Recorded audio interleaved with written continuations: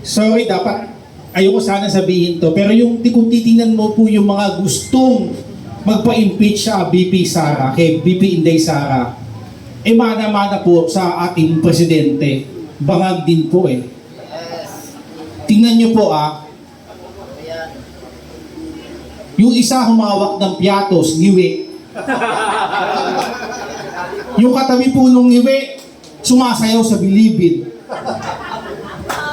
For God's sake, sabi nila wag gamitin ang pangalan ng Diyos.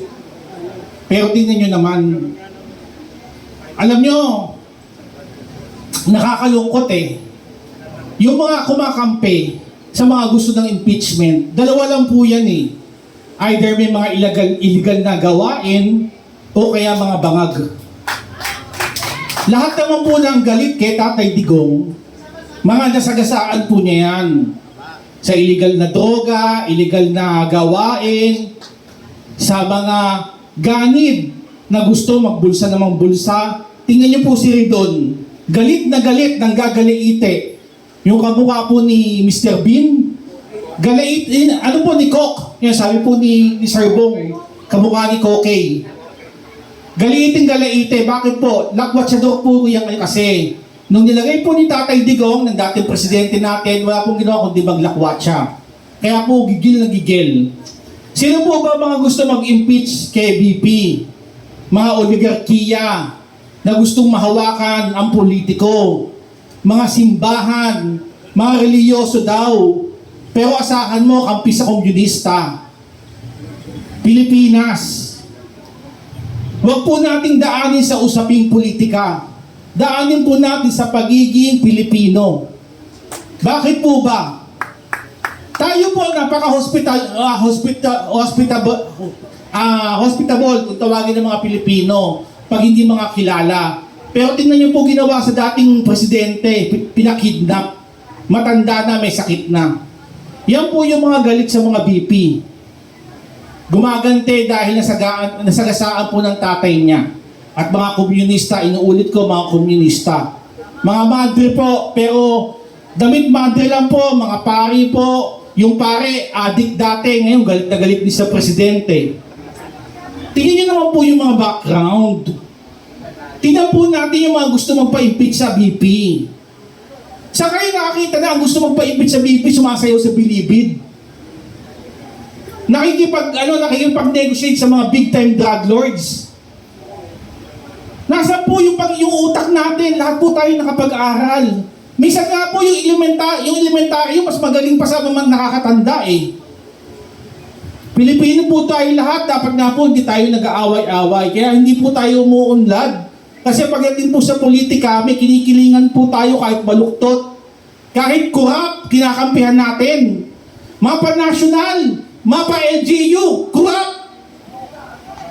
Napakakurap po na. Sana po sa 2028, magising po tayo. Huwag po nating isipin dahil nakikinabang tayo kaya din tayo sa kurap. Tandaan po natin, lahat po tayo mamatay. Ngayon pa lang po, pumuntos na tayo sa Diyos. Ngayon pa lang po, pumuntos tayo. Pumuntos na po tayo, nagkakagera na nga po tayo, impeachment pa rin kayo. Sa kayo nakakita ang gobyerno, lahat po ng gobyerno sa Asia, ang pinag-uusapan, gera. Nang putya, yung mga kongreso, impeachment pa rin. Nagkangiwiwingi ka na, ngiwi na, impeachment pa din. Sus Mariosep naman. Meron pag isang vlogger dyan, yung malaki tenga. Gusto daw makapagdebate sa BP. Sus Mariosep, papatulang ka ba ng BP? Kailangan ng tenga mo. Bangag yun. Alam nyo, yung mga gustong makipagdebate sa BP, kahit po yung mga nakaupo dito, kay ma'am, lahat po dito, kayang-kaya pong idebate yung taong yun. Tandaan nyo, basta po nasa paninindigan tayo, katotohanan, at may Diyos, lagi pong sinasabi ng BP, Diyos at bayan, hindi po tayo maliligaw. Maraming salamat. Maraming salamat, Kaon. Ano po? Karagdagan lang po, no? Natanong po ng ating kasama na ang sama-sara tayo sa lungsod ng Pasay. Ito po ay inihahandog po naming mga Pasayenyo para sa Pilipinas. Alam nyo, kanina natanong mo, Brad, na ano ang gagawin namin? Sisiguraduhin po namin, nagigisingin po namin ang puso ng Pasayenyo para tumayo at lumaban para sa katwiran at katotohanan.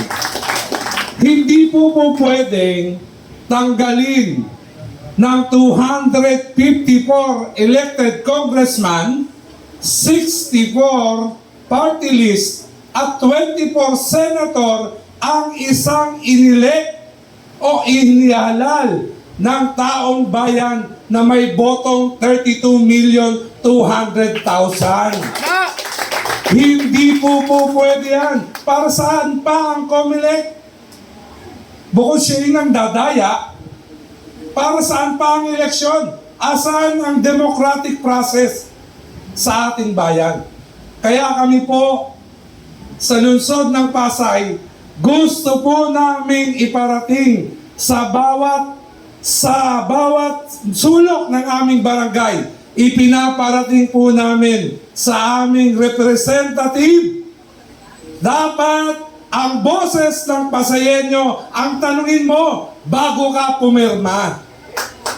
Kailangan tanungin mo ang mga Pasayenyong naghalal sa'yo sa House of Representative. Kaya ka nga namin tinawag representante. Hindi pwedeng pipirma ka lang dyan para sa maleta. Hindi po pwedeng pipirma ka dyan at sasabihin mo, the will of my constituency. No! Gusto po namin isigaw ngayong hapon na to. Kasama ang lahat ng naniniwala dito sa isang magandang liderato ng ating magiging Pangulo, Inday Sara Duterte. Tayo po sa lungsod ng Pasay ay una pong sisigaw na no to impeachment. Sana po naisagot po namin ang tanong mo, Brad, no? At ang isa mo pang tanong, pag nagkaroon ng usapin tungkol sa impeachment, kung susuporta ang Sama-Sara, sasama po ang Sama-Sara at ang buong lungsod ng Pasay para po ipaglaban ang isang lideratong pag-asa ng ating bayan. Okay, salamat po sa ating mga conveners. Meron pa po ba? Ayun, meron pa. Sir, tanong lang, Ate Milby. Ano po masasabi nyo doon na si Trillanes daw ay titistigo sa impeachment laban kay VP Sara? Kahit sino sang sumasagot. Si attorney na lang. Gandang hapon po sa lahat. Ako si Attorney Ching and staunch supporter of the Dutertes because I served under the leadership of PRRD during his term. So I was in Malacanang. I was working at the office of the President and I saw how he was really like Tatay Digong. Para po talaga siyang ama ng ating bansa na tila ay hindi natin nararamdaman ngayon. So, yung tanong niyo po tungkol kay former Senator Trillanes, sa legal po kasi, parati po natin ine-establish muna ang jurisdiction. So, yung question ng impeachment, unang-una po sa lahat, ano po talaga ang jurisdiction? Meron po bang karapatan ang House na mga nag-i-impeach kay VP Sara na nasa posisyon nila at nagre-represent kuno sila ng kanilang constituents? Nire-represent po ba ng ating representative sa Pasay kayong mga constituents? Nararamdaman niyo po bang represented kayo sa House of Representatives? Hindi po. Kasi po lone district tayo eh. So having said that, yung tanong niyo po tungkol kay Trillanes, ano po kasi yung standing niya para magsabi na meron siyang mga ipe-present na proof or evidence laban kay VP Sara? In the first place, ano po yung kaugnayan niya? Dapat i-establish niya yon. Bakit ba siya nandyan? Sino bang nagpopondo sa kanya? Ano ba ang kanyang legal standing para mag-appear to become a witness? Kasi po ang witness, ay merong personal knowledge. Di ba po, pag sinabing witness ka, you have personally seen and heard. So kung meron siyang personal knowledge tungkol sa mga ibinibintang nila na anomalya na ginawa ni VP Sara, dapat direct personal knowledge na yon for him to be a credible witness. Pero dahil puro hearsay nga, puro kinausap niya yung mga pwedeng mag-witness kay VP Sara, tapos siya yung tatayo doon para magsabi kung ano yung mga magiging basis niya, wala po talagang credibility. So ang tanong po natin, ito po bang mga tumatayo laban kay VP Sara ngayon sa impeachment, talaga nga po bang they represent the will of the people? Kasi hindi naman po talaga nila nire-represent yung boses ng taong bayan. In the first place, yung binanggit po kanina na COMELEC, ang tanong ko po sa mga Pasayenyo, naniniwala po ba kayo na ang mga nakaupo ngayon ay sila talaga ang inelect ng mga Pasayenyo? At walang padding, at walang dagdag, at walang bayad. Yung totoong labanan na pinipili na po ng mga Pasayenyo para mag-represent sa atin. Sila po ba yung mga nakaupo ngayon? So, yun din po, kay Trillanes, sa ating House of Representatives, ano po yung standing nila at jurisdiction nila para magkaroon ng karapatan na i-pursue itong proceeding na to against VP Sara na sinabi nga po ni Vice Bong Tolentino na elected by 32 million people. Ayun po. Ang follow-up lang. Ay, sige po. Ayon kasi kay Ombudsman Boying Remulla ay handa daw siyang tumulong sa House of Representatives lalo na sa salin ni VP Sara. Dapat ba? Dapat po bang tumulong ang ombudsman sa pag-present Yes po, ma'am. ng salin? Ni VP Sara Ni VP sa Sara. House of Representatives. Supposedly po, ang ombudsman ay impartial. Tama po ba? Dapat wala silang kinikilingan. Kasi sila ang nagpo-prosecute sa mga corrupt at sa mga may kasalanan. Pero for them to help, nakikita na talaga natin yung mga biases. Di ba? Obvious naman eh. The more po nilang kinikilingan yung mga lumalaban sa mga Duterte, the more po natin nakikita na planted lahat. Di ba po? Sa kanila yung tao sa mga opisina, sa kanila yung tao sa mga ahensya. So,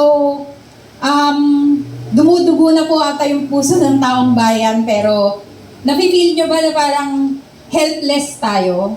Ano po yung mga pwede natin gawin? Yung mga ganitong ino-organize na mga grupo, we can really do signature campaigns, mag-sign up po kayo bilang member, magpa-sign up po kayo. Ako po, pag nag-parlor, nag-tricycle, nag-taxi, nag-grab, tinatanong ko po, Duterte po ba kayo?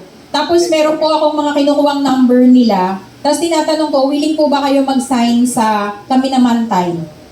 Tapos binibigay po nila, willing po ba kayo magbigay ng ID para po makapag-submit tayo ng petition sa Supreme Court? Ganun. Willing po ba kayo mag-participate?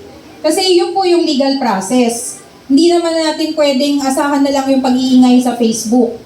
Hindi naman natin pwedeng asahan yung pagrarally na lang sa mga kalye.